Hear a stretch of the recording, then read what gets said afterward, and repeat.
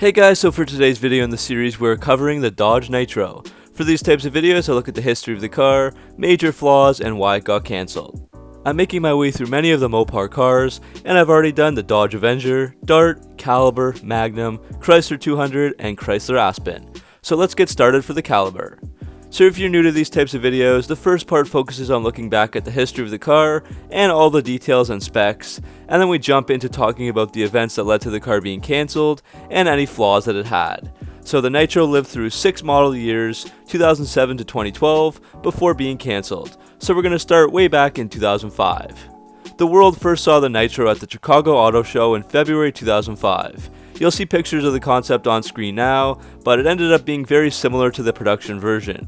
The major appeal of the concept was that it had an aluminum themed interior, with aluminum on the vents, door handles, rear hatch, shifter, and more. Nitro actually went into production in August of 2006 and it arrived at dealerships on sale in September as a 2007 model. This marks Dodge's first compact or midsize SUV model since the 1990 Raider and was also the first modern Dodge vehicle to be sold in Europe in both left and right-hand drive. All Nitros also came with rear-wheel drive, with four-wheel drive also available. And the Nitro was built on the same platform as the second generation Jeep Liberty KK and assembled at the Toledo North Assembly plant in Ohio. However, the Nitro is longer, lower, and wider than the Liberty, with more room in the rear seat and cargo area. For the first year in 2007, the Nitro was available in SXT, SLT, and RT.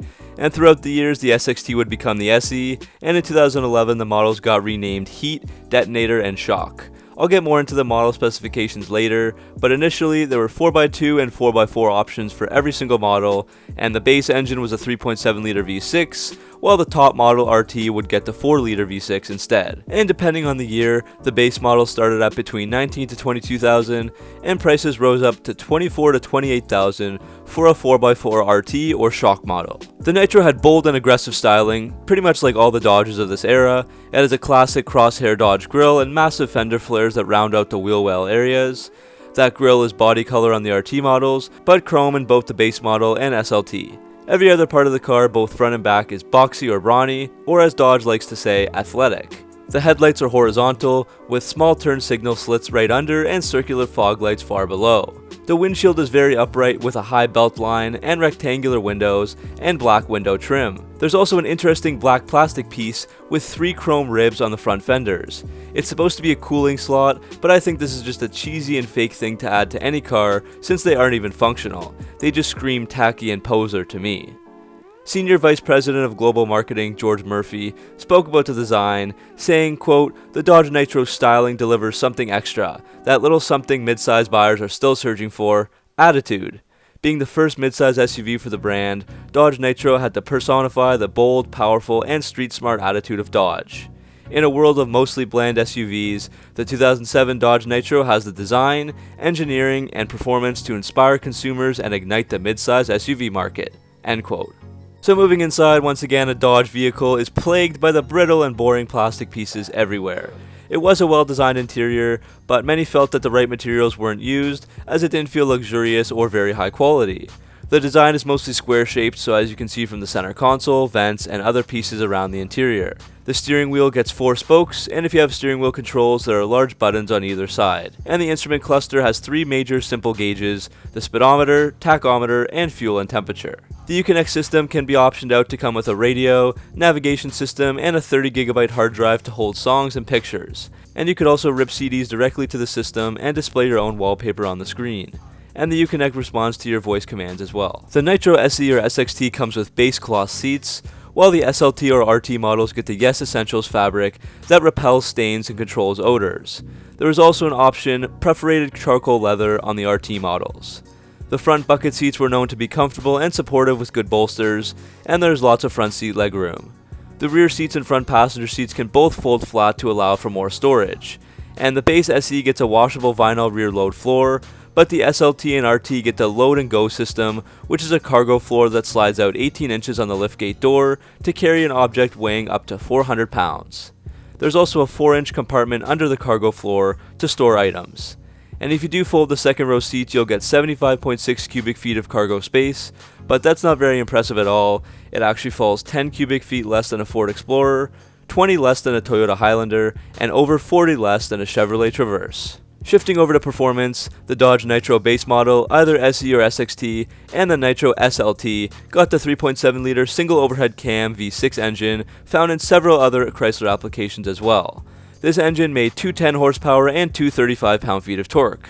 The Nitro RT got a step up, which at the time was the new 4-liter V6 engine that produced 255 horsepower with 265 pound-feet of torque. Horsepower rose up by 5 to 260 in 2010, and there was a performance suspension optional on the SLT and standard on the RT. The base SE or SXT would come with 16-inch steel wheels, while the SLT got 17-inch aluminum wheels, and the RTs got 20-inch chrome aluminum wheels. Europe would get their own exclusive 2.8-liter VM Motori inline-4 diesel engine with a 5-speed auto or 6-speed manual, and that engine made 177 horsepower and between 303 to 340 pound-feet of torque, depending on whether it was the automatic or manual. And gas mileage was pretty good in the diesels, getting up to 32 mpg highway. And in Australia, the only trim level available was the SXT with the 3.7-liter V6. As for transmissions in the United States and Canada, there were just 3 different options available, 1 manual and 2 automatics. There was a standard 6-speed manual or optional 4-speed automatic on the base model. The SLT got the 4-speed standard, while the RT got a Mercedes WA580 5-speed auto standard with auto stick. All models would get either 4x2 or 4x4 options, and the 4x4 system was part-time on the manuals and full-time on the automatics, with a torque split of 50-50 on the manuals and 48-52 on the automatics. And when optioned right, the Nitro could tow up to 5,000 pounds. As for performance times, the Nitro wasn't terribly slow for an SUV. The base model did 0 to 60 in a pretty weak 9.7 seconds, but the RT could do it in 6.8 seconds with a quarter-mile time of 15.2 seconds. As for the suspension, the Nitro had an independent front suspension and a 5-link rear suspension. The RT performance suspension got a heavier sway bar with different springs, shocks, and bushings. And safety features included electronic stability program, anti-lock brake system, electronic roll mitigation, and side curtain airbags. The Nitro would get several minor updates over time, so in 2009 you could add the RT package to the SLT model to get the upgraded engine and transmission. 2010 got some different name models like Heat, Detonator, and Shock, but those had the same equipment as before, and more premium features were added such as rear park assist, remote start, power sunroof, and brake assist, while the load and go feature was discontinued. 2011 continued with the weird names and added better features again, like an upgraded interior with cloth or leather and premium stitching, and an 8-speaker sound system. The Detonator and Shock models got fender stripes, and there were 9 exterior paint colors available, like Toxic Orange, Detonator Yellow, and Redline. And finally in 2012, the Nitro would become a fleet-only vehicle for rental cars. The final thing I want to talk about for the Nitro is to briefly go over the models and options. So all prices and features are going to be for the 2009 model year. So the SE comes with basic features like cloth seats, AC, power windows and locks, folding passenger and rear seats, 6-speaker sound system, alarm system, rear window wiper, roof rails, and 16-inch steel wheels with hubcaps and 225/75 R16 tires. The SLT adds the Yes Essentials cloth fabric, leather-wrapped steering wheel with audio controls, 6-way power adjustable driver's seat, heated mirrors, auto-dimming rearview mirror, vehicle information cluster, fog lights, the load and go storage system, cruise control, tinted windows, chrome interior accents, and 17-inch alloy wheels with 235/65/17 tires.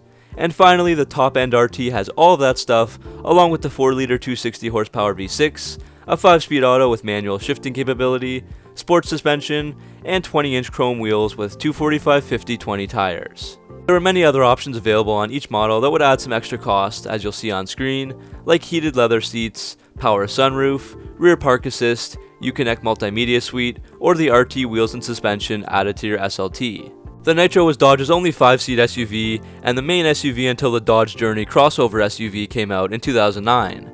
The Nitro would be cancelled in 2011, with the last vehicle being produced on December 16, 2011. The Nitro was originally scheduled for an earlier cancellation that year, but demand actually went up a bit, so they kept it around until December. So that brings us to the next part of the video, looking at the reasoning for the cancellation and the flaws of the Nitro. So I've come up with 6 different reasons and or flaws that refer to the car or Chrysler decisions. So let's have a look. You already knew what the first reason was: sales numbers that totally fell off a cliff. 2007 was actually a stronger year with close to 75,000 units sold, but that went down rapidly to the high teens and low 20s, totaling about 196,000 over 6 model years in the US, or 276,000 worldwide. A car that isn't selling well is bound to be cancelled. Even though sales rose up in 2010 and 2011, Dodge had made the decision to not continue production into 2012. There was speculation that Sergio Marchionne, CEO of Chrysler at the time, would release an updated second gen for the Nitro for 2012 or 2013, but that never happened, especially once the Fiat-Chrysler merger took place. So there were several reasons for low sales, which we'll explore, but the first reason I believe is that the Dodge Journey basically replaced any need for the Nitro. It was bigger, more versatile, could seat 7 passengers, arguably a lot better looking, and cheaper. In 2011, when the Journey got the 3.6-liter Pentastar engine, alongside its other fuel-efficient 4-cylinder options, it was pretty much game over for the Nitro, which had underpowered engines and outdated platforms. Third reason would be the shortcomings of the Nitro itself. There's just nothing special about the SUV to reel customers in. As we've said, it has a cheap plastic interior that feels like a rental car. The engines are underpowered with 260 horsepower being the maximum in the RT, while most versions sold had the paltry and weak 3.7-liter V6 with a very outdated 4-speed auto. The fuel economy wasn't that great either, rated at 16 mpg city and 21 to 22 mpg highway depending on the model. And even though every model could come with 4x4, many of the reviews I read showed that the Nitro had very poor off-road abilities. Compared to the Jeep Liberty, it was closer to the ground, wider, longer, and heavier, even if it was built on the same platform. So that gave it loose suspension, poor tracking, numb steering, and boat-like dynamics when traveling at faster speeds or off-road. Only at lower speeds did it feel smooth like glass. There also wasn't much cargo hauling because it was a compact SUV. And the Nitro also struggled visually, with many people calling the design ugly, unattractive, boxy, and flat-out horrible. I may be in the minority, but I do see some appeal in the design, but all the other features make it a pretty unappealing SUV overall.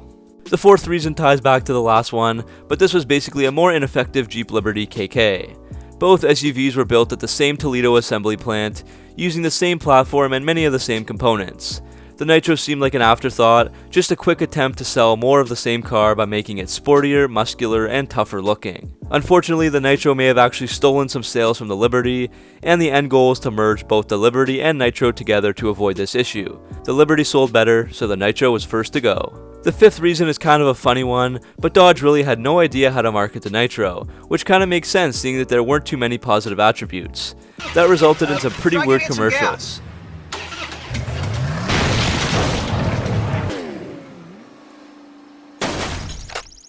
Thanks.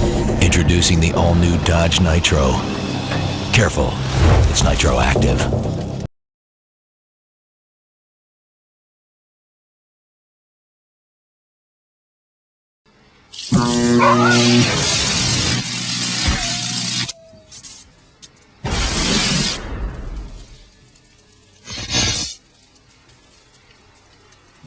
This ad in particular got lots of negative attention and was taken off the air. Finally, the last reason is wrong place and wrong time. Maybe the Nitro would have done a bit better if it had been released earlier, but by 2010 and onwards, automobile consumers didn't want this type of vehicle. Joseph Philippi, an automotive industry analyst, said the Nitro is, quote, an off-road capable sport utility vehicle in a world that is demanding ever fewer, and those that want something that's all-wheel drive are more than happy driving car-based crossovers, end quote. And after all, those crossovers simply have more space, often more personality, and better fuel economy. So those are my reasons for the Nitro kicking the can. I will say that it was a unique attempt by Dodge, where they went for a home run with a design that certainly wasn't conservative, but unfortunately it didn't really age well and many people weren't fond of it.